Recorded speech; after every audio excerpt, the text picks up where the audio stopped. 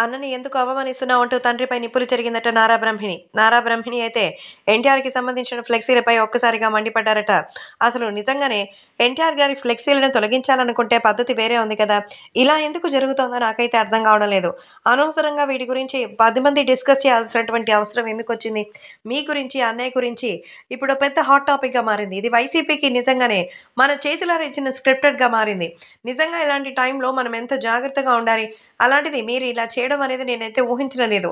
అన్నయ్యకి సంబంధించిన ఫ్లెక్సీలు తీసించేయాలంటే, ఒకవేళ ఇష్టం ఉందా? లేదా? అనేది సెకండరీ థింగ్. సో, నిజంగానే అలాంటి టైంలో ఫ్లెక్సీలు తీయించామని చెప్పడం, నిజంగా ఒక దిద్దుబాటు చర్యగా ఇప్పుడు చేసుకోవాల్సిన పరిస్థితి వస్తోంది.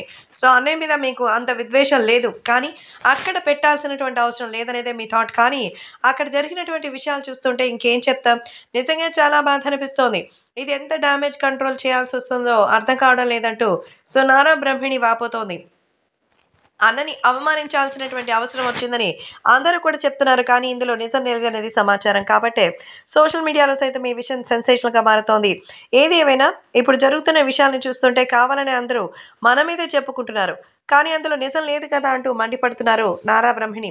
అనవసరంగా తన తండ్రిని, అలాగే అన్నయ్యని టార్గెట్ చేసి తెలుగుదేశం పార్టీ ఇమేజ్‌ని డౌన్ చేయాలనే వైసీపీ ప్రయత్నమే ఇది అంటూ క్లారిటీగా మీరే గమనిస్తే తెలుస్తుందని వైసీపీ కుట్రలకి మా కుటుంబ సభ్యులు గొడవలు పడాల్సిన అవసరం లేదంటూ మరి మీడియా ముందు చెప్తోంది నారా బ్రహ్మిణి.